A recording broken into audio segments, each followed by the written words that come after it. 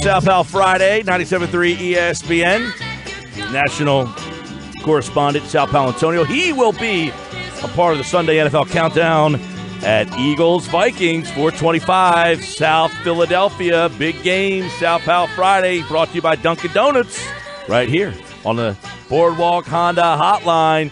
This game might not be as big as the last time they met, Sal, but there's going to be an interesting feel in South Philadelphia at Lincoln Financial Field, and you will be there, my friend. How are you? Oh, I'm good, Mike. How are you?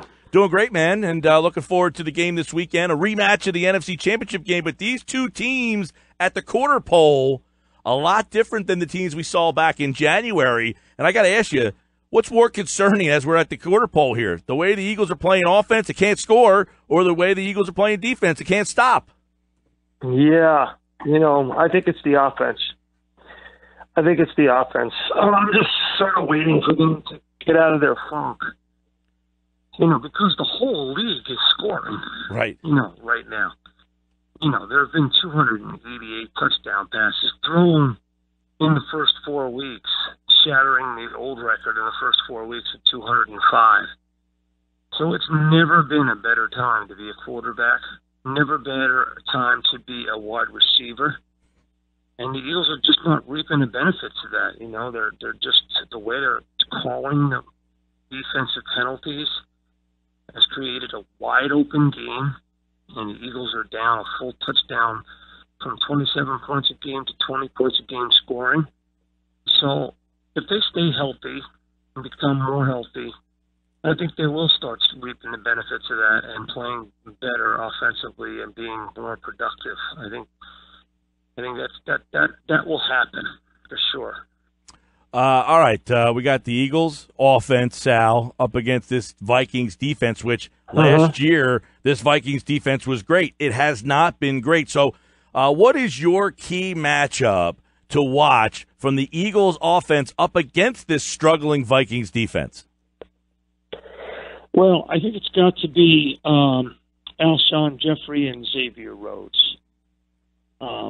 Because I think that they'll probably play Rose on Jeffrey a lot of the game, and I want to see how Jeffrey, gets open and gets some big plays down the field. So that's my number one matchup to watch. Defensive side of the ball, Eagles defense last week, they couldn't get off the field on fourth down in that game against Tennessee. This Vikings offense, they can move the ball, and Kirk Cousins has liked playing against the Eagles in the past. They got good weapons. Their offensive line stinks, though. So what is your key matchup for the Eagles defense against this Vikings offense, Sal? Yeah, it's got to be, Adam Thielen against the entire Eagles secondary. Because Thielen has been a first down machine. And so he'll be in the slot. And I'm interested to see, what they do in their secondary. Without Rodney McLeod, the audition for the deep safety position is wide open. They tried Maddox there last week. They tried Corey Graham there last week. And none of it worked. They're having a hard time with Jalen Mills in one-on-one matchups. Earl Darby's not coming back to this team next year unless he figures something out. And Avonte Maddox and Sidney Jones, they keep putting them in different positions, and they can't get they can't settle down. So what was the strength of this team, the secondary, Mike, I think right now is a weakness.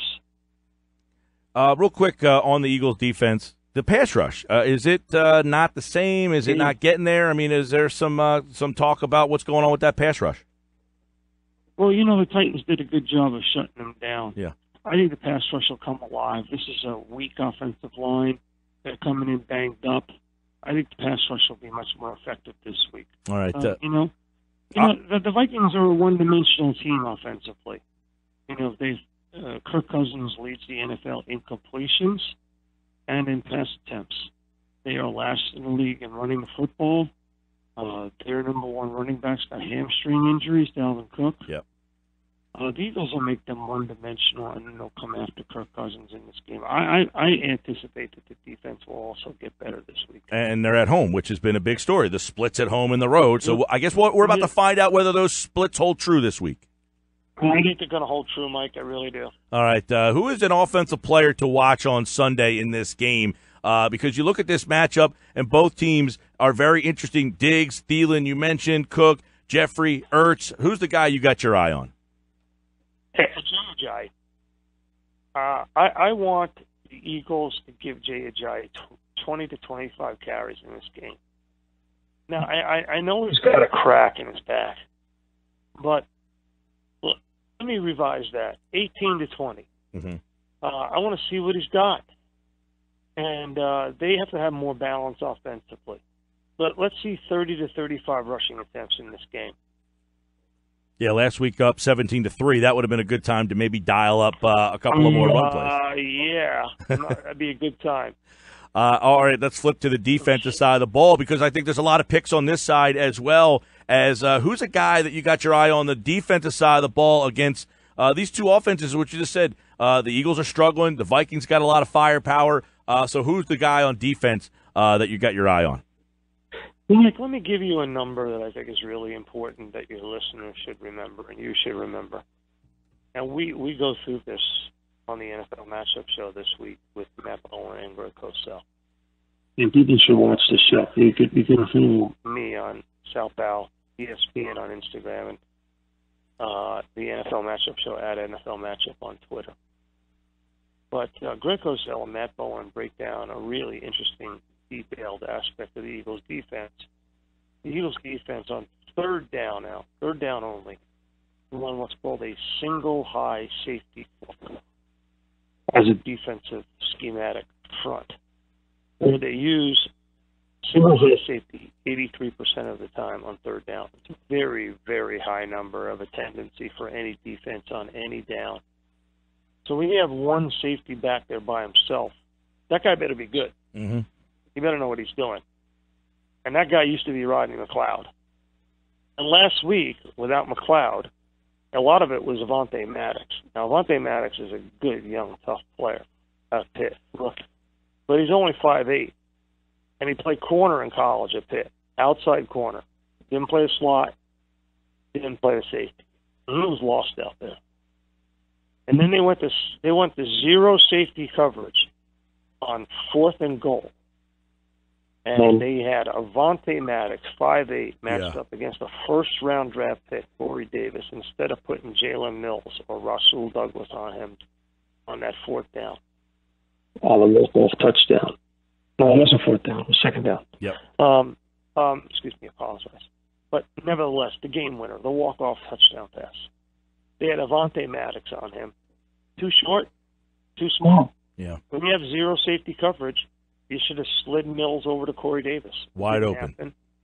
Wide open. And Maddox fought hard, but the key now is, to me, what is Jim Schwartz going to do personnel-wise? This is really the game within the game. This is without a doubt the most important aspect of this game, because Kirk Cousins can throw the football. He is 3-1 lifetime at the link, 5-2 lifetime against the Eagles. 10 touchdown passes, just 2 interceptions. Of all the quarterbacks in the NFL, maybe other than Aaron Rodgers, and of course Brady, of all the quarterbacks in the NFL, that guy's not afraid to play here. Not. He's just not. And he's not afraid to throw the ball down the field.